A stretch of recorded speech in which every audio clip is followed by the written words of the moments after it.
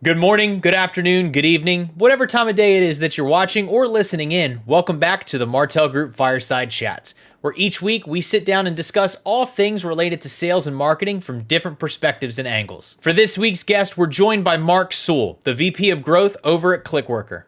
Some of the most effective selling approaches I've ever had is when somebody comes to me and says, I've got this new thing or this new idea and I just want your opinion about it.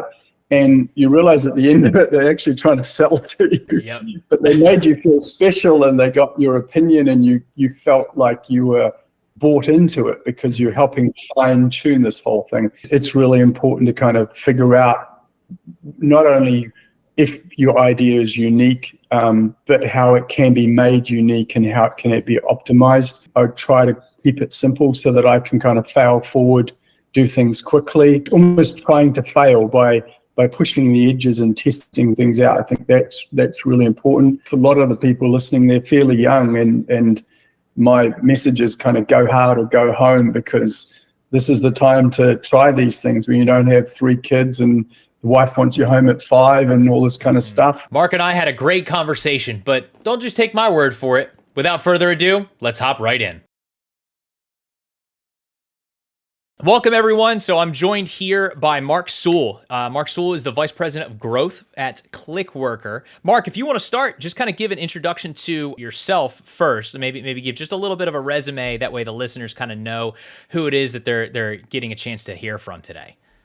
Sure. Yeah. So thanks, Chris. I appreciate it. Mark, I basically been doing this for a number of years, mostly sales and marketing, but I originally started in tech, meaning did a master's in electrical and electronic engineering.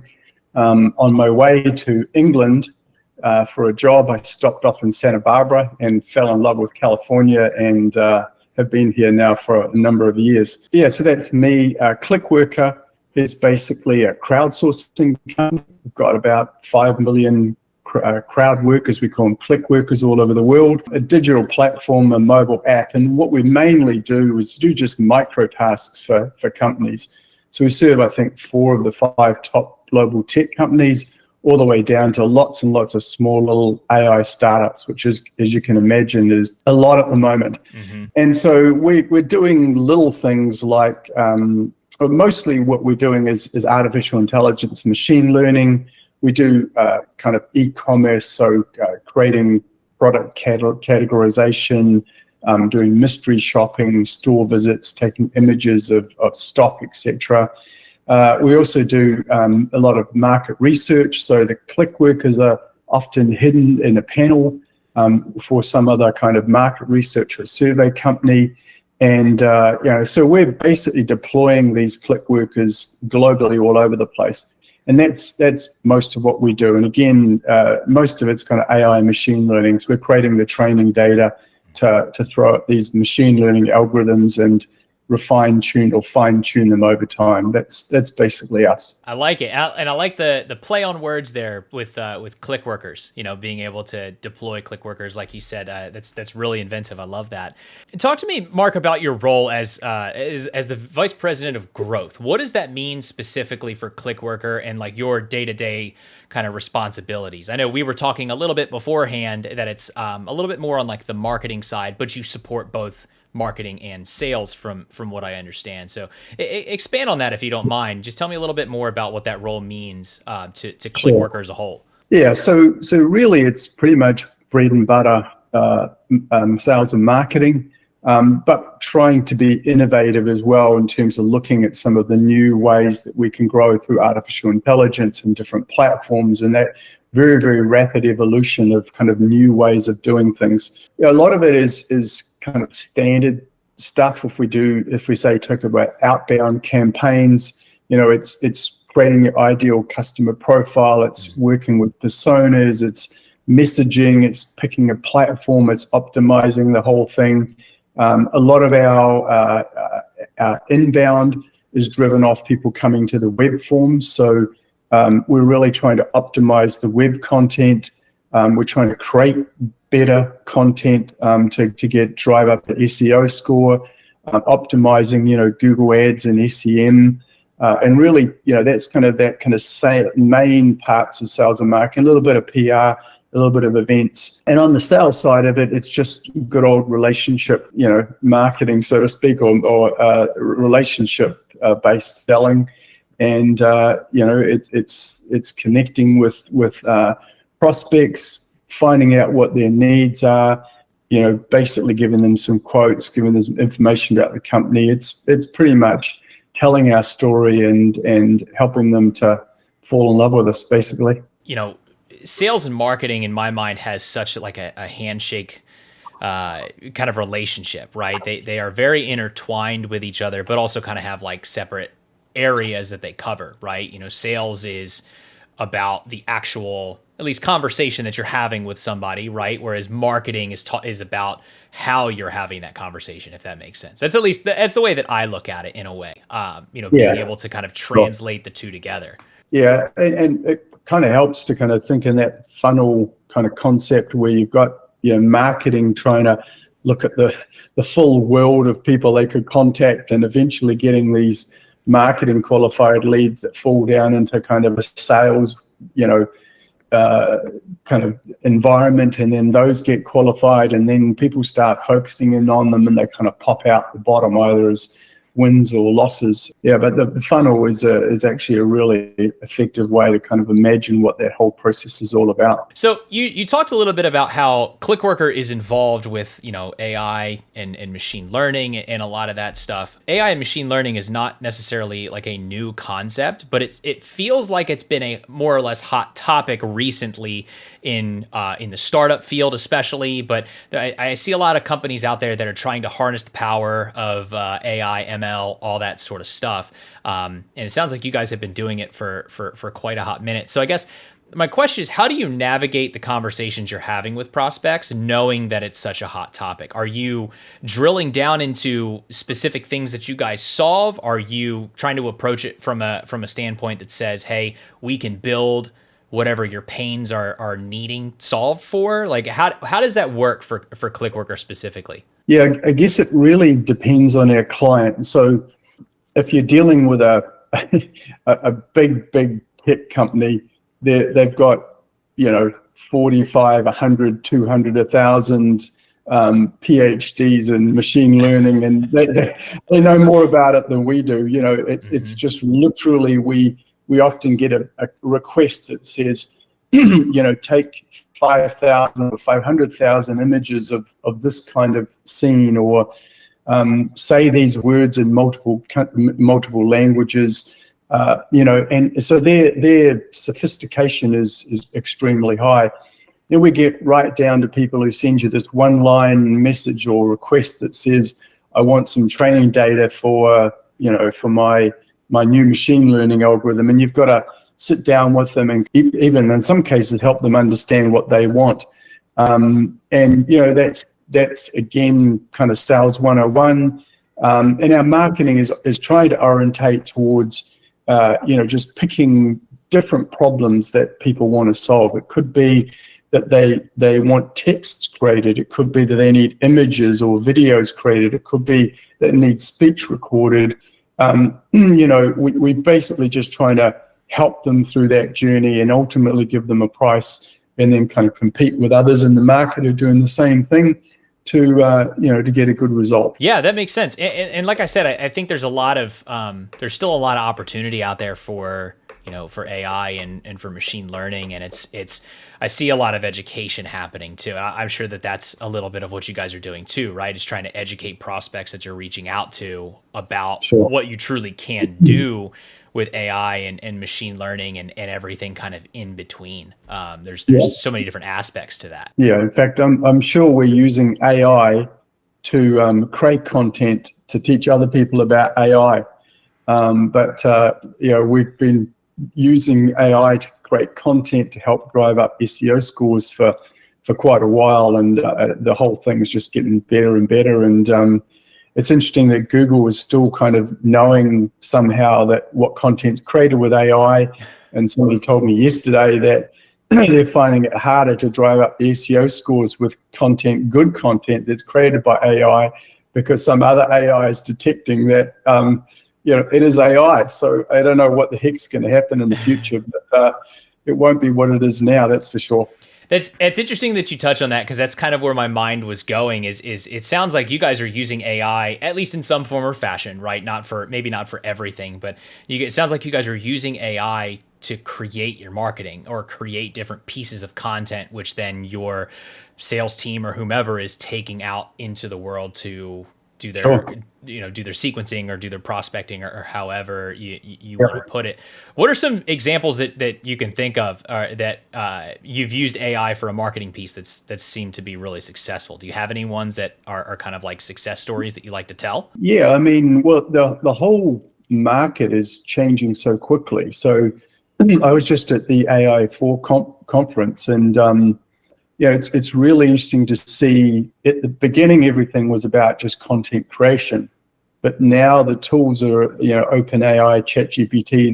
They're able to actually do tasks. So, for instance, I heard an example yesterday of grant writing. So, if you're in a charity and you're writing grants and you want, to kind of get money or get those grants, it now has the ability to kind of point at the actual grant document, possibly go out to the internet and grab other content, create a response to that grant. So very specifically around the grant questions.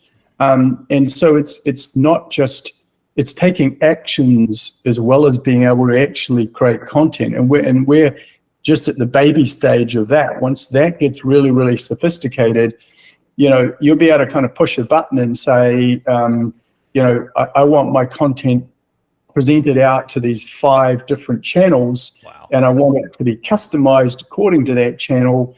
And I want it to, to look black over here and green over here and blue in the middle. And, that was an exercise that might have taken a week for some people, and now could be done in a matter of minutes with AI. So people talk about how big, the digital marketing space is, but that space is definitely going to be challenged and maybe expanded because of it, because of the things that are possible. Is there any way that you maybe educate like your team, or educate the people that your colleagues that you work with, on how they should balance using AI as a tool and not like a crutch, if that makes sense? So are you kind of suggesting, hey, use AI to maybe create, I don't know, 75% of this, but then there still needs to be a human element in here? Do you guys weigh it like that, or how does that work for you guys in terms of the split? Yeah, no. For probably a good year, we've been creating content to kind of help drive up our domain authority to, effectively improve our organic search results. And a lot of that has been, using tools that will create the skeleton. Sometimes they're literally going out and looking at the top 5 or 10 kind of documents on the internet, articles around that topic. It then creates a skeleton of that, and then it will even fill in that that content. Then you come along and you kind of add the human element, meaning the stories, the examples, the use cases, some of the statistics, and you fact check it, and then you ultimately end up with something that, is taking you a lot less time, because effectively it's like the skeleton of the house and the walls were done, and you went in and you put the paint on and decided what kind of surface you wanted in the kitchen. Right. And that was, 1/10 of the time that it would take you to build the whole house. And so that's kind of what's going on at the moment, I think. And I think we're finding a lot of that even, with what we do in terms of lead generation. I'm sure that your sales teams are even seeing this, where, AI, whether it's ChatGPT or whatever other, Google Bard is out there. There's so many different tools out there that everyone has access to at the touch of their fingertips, right? Like there's ChatGPT apps on iPhone and Android and all that jazz. And I think a lot of people are starting to really lean on that to try and do everything for them, but they're missing kind of the point there, where there is a human element that still needs to happen, right? Just like you said, putting paint on the walls, choosing your finishings and your fixtures and whatnot. Those points I think are really important to still highlight, because we're not quite there yet. We're getting there with AI, but we're not quite there yet enough to where, we can really lean into it and rely on it and stuff like that. But I'm saying this now as of, the end of August in 2023, and in 2 months, all of this could change and I could be completely wrong. So, stay tuned for more is really what I'm trying to say there. But no, and I think it's a good methodology that you had behind that, right? Being able to balance those things out and make sure that your team isn't saying, oh yeah, I totally did this and they didn't touch it at all, right? Whatever type of marketing piece it ends up being. A lot of it's going to depend on the individual. So, in other words, for some individuals, reading skills, writing skills may not have been that, kind of well refined.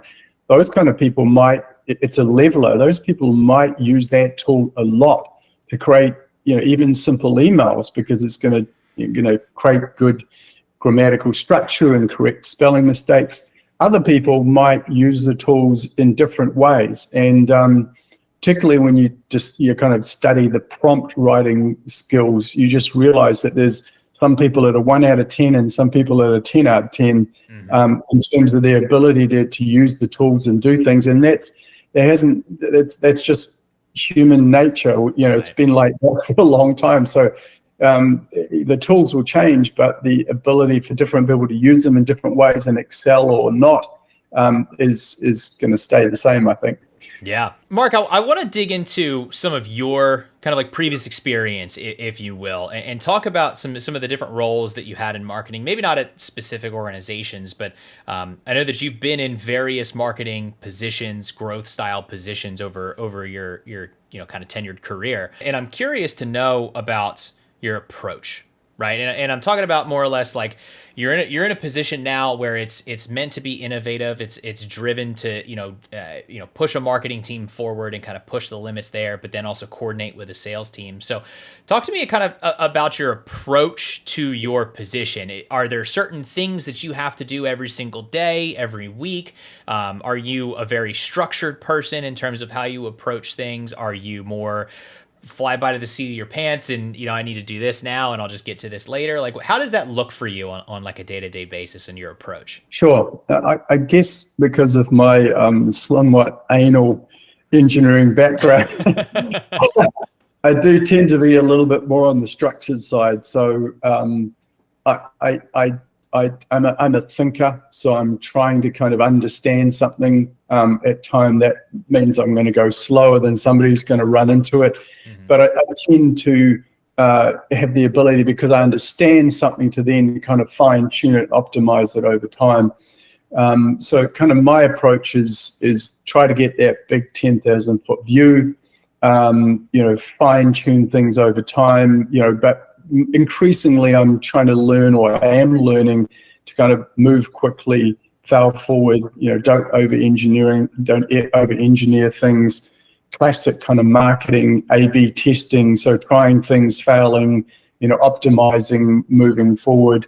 I think that's a tried and true kind of view of the world. But I think it's really important too to, and this is particularly true for introverted people or kind of engineers in particular, is that you become quite insular. So it's very important to reach out, to kind of be that research investigator, to kind of talk to other people, figure out what they're doing, get coaches, be mentored, externally connect as much as possible. It's really easy for people to forget that. And it helps to do one or two things. One of them is you tend to learn a lot more. The other one is that you find out a lot quicker that people are doing exactly what you're thinking you're doing, and you think it's unique. And how many times in my career have I run into people who've got this unique idea that I'm aware of 10 other people are doing the same thing, So, so that's kind of how I approach things, basically.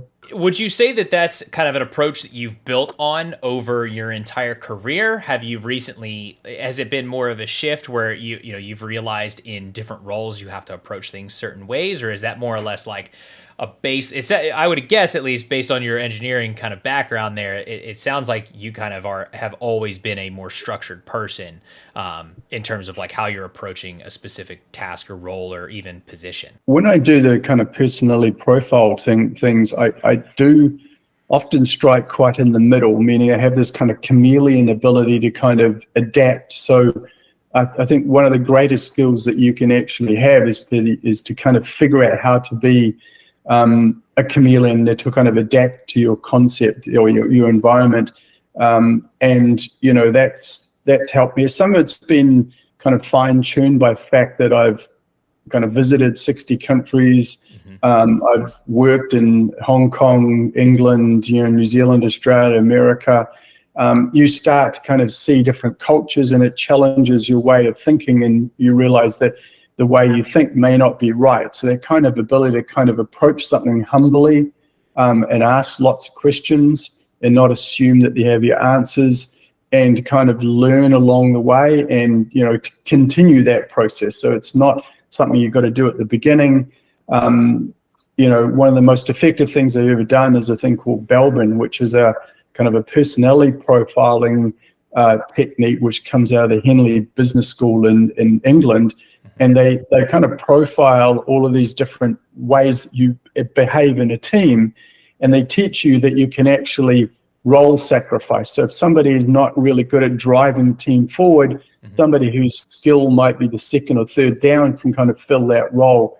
And that ability to create a balanced team and to focus that team on a strategy and execute really hard, that kind of almost good to great kind of concept, really helps optimize performance in a quite dramatic way, I think. To be honest with you, I hadn't quite heard about that before, but I'll have to go and look that up, because that sounds very interesting, especially when you're trying to put multiple people on a project or put them in a room and have them, you know, solve things, being able to, I think you called it role sacrificing, right? Where you're able to kind of roll through that and, you know, put people in different positions, basically. And I guess that kind of helps roll into, honestly, the next question I had. So you talked about all the different countries that you've worked in and all the different, I guess you could call them call it culture, call it personas, different types of people that you've worked with over the years and whatnot. I would assume, but I'd love to hear it kind of from you, Mark, is how your strategies are differing based on different regions. Like, because no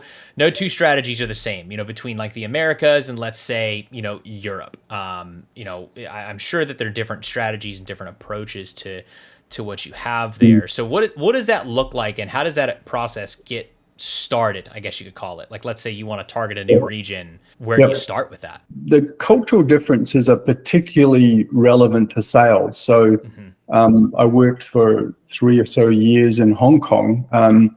One deal we did in China was actually more than the 350 people we had in America did in a full year. Wow. Just one deal with the Ministry of Railways. And there, you know, you had to learn quickly that relationships were regional. So what you did in Shenzhen was different to Guangzhou, which different to Beijing. You often had to have different partners, and you had to sell within multiple levels of the organization. So because of the saving face issue in the Chinese culture, you had to sell to the top guy and to some people in the middle, and sometimes at the bottom, and they all collectively made decisions. So sales is very important. You know, the Germans are kind of serious and detailed. New Zealand's probably Australia a bit more casual. America's different. You've really got to be aware of the cultural differences, and that impacts on the marketing side as well. Your messaging might be different. Your ability to send emails might be different. The opt-out processes are different. There's so many little kind of fine-tuning processes and tasks that you have to have that can be culturally or location driven. And if you're not aware of them, then, you know, you won't understand why your campaigns and some of your sales and marketing activities aren't that effective. But yeah, culture and location is definitely a critical thing. And I think it's going to be interesting, because I think that's one of the places where AI, again, can come into, because AI can have the ability to actually understand these cultural differences and automatically make those changes for you, whereas previously you might have had to hire somebody in Hong Kong or London or, you know, or Cologne, you know what I mean? Now you may be able to rely on some of those tools, providing that knowledge and that kind of fine tuning of things. And that's probably going to help a lot of companies grow globally as well. And that's that's also on the basis that at the moment, a lot of the open, ChatGPT, OpenAI, a lot of it's been focused on English, and over time, it's going to get broader and more sophisticated from that point of view as well. To that point, right, because there are so many cultural differences out there, depending on the regions that you're looking into. Let's say you have a company that's not super young, they're not quite a startup, but they've only ever focused on maybe one or two regions of the world so far, and they want to explore something new. What would be your recommendation or your advice to somebody who maybe has never, let's take Germany, for example, right? If somebody wants to start reaching out into Germany, prospecting into Germany, marketing into Germany, what would you recommend to them as a good starting place, or how to get started with getting out to that region?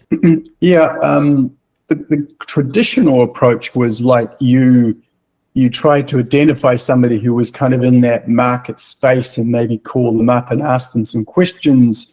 Some of the most effective selling approaches I've ever had is when somebody comes to me and says, I've got this new thing or this new idea and I just want your opinion about it. And you realize at the end of it, they're actually trying to sell to you. Yep. But they made you feel special and they got your opinion, and you felt like you were bought into it because you're helping fine tune this whole thing. And I think that approach is still very smart. If you can call up even a competitor at the beginning of some process where you may not even be declared in that market yet, and kind of gather that information, do the kind of research, I think that's a really good place to start effectively. Over time, I think the tools will get better at helping you understand what those cultural nuances will be, and even again creating the content in such a way that it'll be more palatable for those people to absorb. That's solid. So if anybody's listening out there and wants to take that advice, listen to Mark. He's got some experience in that. Just a few more questions I've got for you, Mark. I'd love to hear kind of your perspective from, if you're willing to share. Now, this may get a little bit too deep. Your sales strategies, your sales growth, your marketing growth. I mean, as the VP of growth, right, for Clickworker, I mean, what are some strategies recently that you've had to implement, whether it's because of markets changing or just new ideas that you've had that have been successful for you guys? Have you guys been trying any different approaches, anything that's just trying to like really shake the tree, whether it's industry specific or specific to what you guys do? Anything that comes to mind? I think it's fair to say now that with the new tools in place, things like ad campaign optimization is more possible. Using tools to kind of look at keywords and create content and adjust that content to the channel that you're trying to work on. So LinkedIn might be quite different from Facebook, so to speak. Sure, yeah. I think there's, again, the tools are getting a lot better at allowing us to create content for websites and to kind of keyword stuff and to, kind of do more optimization there. I think that in general, the tools are getting better at helping us quickly create content and optimize that for more specific categories, because as you can be more specific, the search engines will pick those things up, and that works well. There's also a lot more kind of automation coming to play. A few years ago, doing the things that we can do now is quite difficult. But now you can go to a database platform like ZoomInfo or Apollo, get a whole bunch of contacts, have created your messaging using artificial intelligence, and these platforms, know when to send the emails, how many to send, how to handle the opt-outs, all of the kind of mechanical processes that we used to spend days, years on, now can be kind of almost handled in the background, without any form of intelligence required by the user. I think people are starting to get back into events. So there's smart combinations of hybrid events with being present on site and not, and even some of the ways that people are presenting at these events is kind of different. And, just being able to leverage, in Clickworker's world, the platform and the people that we've got into new and growing market spaces like market research and stuff like that. I think those are really good ways that we can move forward, and those are the kinds of things that we're playing around with. I want to kind of get your dip into your wisdom a little bit, and kind of get some advice for you for startups specifically. Like we kind of talked about it a little bit ago, where AI is a little bit more of the Wild West. There's a lot of AI startups that are kind of popping up, or newer companies that are utilizing AI in different ways. So, Mark, what advice would you have for those types of companies that are utilizing AI, that are in a crowdsourcing stage? What advice would you have for them to kind of help them either get on their feet, create successful strategies, so on and so forth? Yeah, I think I would do better research at the beginning. Okay. It's really important to kind of figure out not only if your idea is unique, but how it can be made unique and how can it be optimized. I think I would keep it simple at the beginning. I would try to keep it simple so that I can kind of fail forward, do things quickly. I'd probably take a lot more time to stop and think. I previously worked at �ㄍ𝐿 with a guy who often on his lunch break would go for a walk, and he would solve some of our most complicated problems by just literally taking the time to think and do it on a pretty systematic and regular basis. But it's amazing how many people will go through life not doing that. I think, that kind of A/B testing kind of mentality, that testing and, almost trying to fail by pushing the edges and testing things out. I think that's really important. I think running lean is important. Almost stretching yourself to breaking point before that you then add people, and then focusing in on adding people, but really getting the right people, not just people who are available. Mm-hmm. So many people kind of pressure themselves to hire somebody quickly because people are screaming, saying that the wheels are falling off, and then they end up getting the wrong person. And the lesson there is that, cultural fit is really important. One bad apple can kind of change the team quite well or quite badly. I think high performance teams, like I said before, are very balanced. So getting that kind of balance of people who can have ideas, judge the ideas, whether they're good or bad, figure out how to implement, get them done, drive the team together, be the cheerleader. That high performance teams, there's a lot of science out there. It's really good. I learned to fly the plane and change the wings at the same time. I worked for a company, 𝐷𝐿, and they were the 12th fastest growing company on the Fortune 1000. And every week you had a new job, a new boss, a new client, a new task. It was kind of like, what the heck? And, it was like your job was almost managing change. But you learn some things, some skills doing that you don't if you're just in this kind of, we grew 3% a year for 20 years kind of business.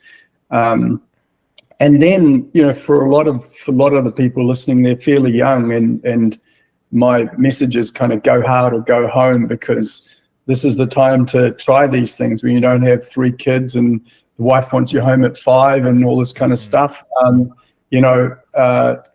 When I was in my kind of early ages, I was doing projects for the creative director of the Muppets with little electronic toys that, he would pay me like $5,000 for or something like that. And, it was basically, when you're young and you can go hard, that's really worth putting the extra effort in, along with having a balanced life as well.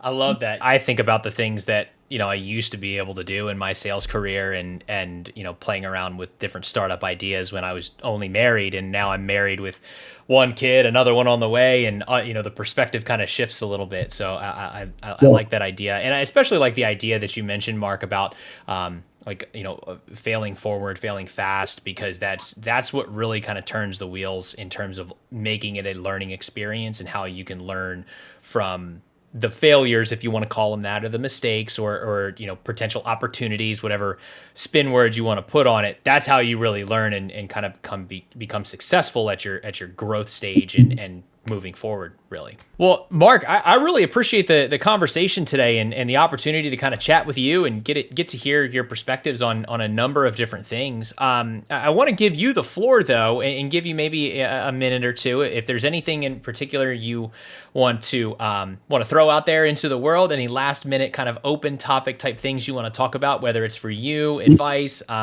things that Clickworker is working on that you'd like to promote. Anything you'd like to say out there is, the floor is yours. Yeah, I probably go back to a comment that you made earlier about some of these things not being new. And you're spot on. I mean, artificial intelligence, machine learning is 20, 30 years old, maybe even longer. Quantum computing, robotics, Internet of Things. It's just, to me, it's quite amazing to think ahead at the moment because, we're already worried about quantum computing breaking blockchain technology and encryption and things like that. I just love to think of what's things going to be like in kind of 5, 10 years, 20 years time, because so many of these technologies are all coming together at the same time. The technologies on the edge, the cloud, quantum computing, blockchain technology, a lot of these things are kind of converging. And I think that if I went back to that earlier statement, if people take time to think through things more, I think we'll get a lot more innovative ideas and they may significantly create some opportunities for themselves. It just takes sitting under a tree, waiting for the apple to fall kind of thing. But it's well worth doing. And if you can come up with a unique idea, it can change not only your life, but your kids and their kids. So it's worth doing. I would just encourage people to give it a shot. That's awesome, Mark. Well, Mark, again, thank you so much for the time. And I think that's a really great statement to kind of close out on. Again, this is Mark Sewell. He's the Vice President of Growth over at Clickworker. They're working on some amazing stuff on there. They were a partner of Martel's for quite some time. And I've heard a lot of different things over my tenure here at Martel. So really appreciate the time today and getting a chance. And hopefully all the listeners out there learned a little bit of something. And, maybe we'll look forward to kind of having you on for another conversation in the future. Who knows? Great. Thanks for having me. I appreciate it. Big shout out once again to Mark from Clickworker for joining us on this Fireside Chat. It's always great chatting with the unique guests that we have on here and getting to hear their perspective about sales and marketing. If you had a favorite part that maybe you enjoyed, feel free to drop a comment down below and let us know your thoughts on this chat with Mark. Be sure to like the video, consider hitting the subscribe button down below and turning on the notifications. That way you can get notified when future Fireside Chats drop on our channel. Thanks for listening, and as always, happy hunting.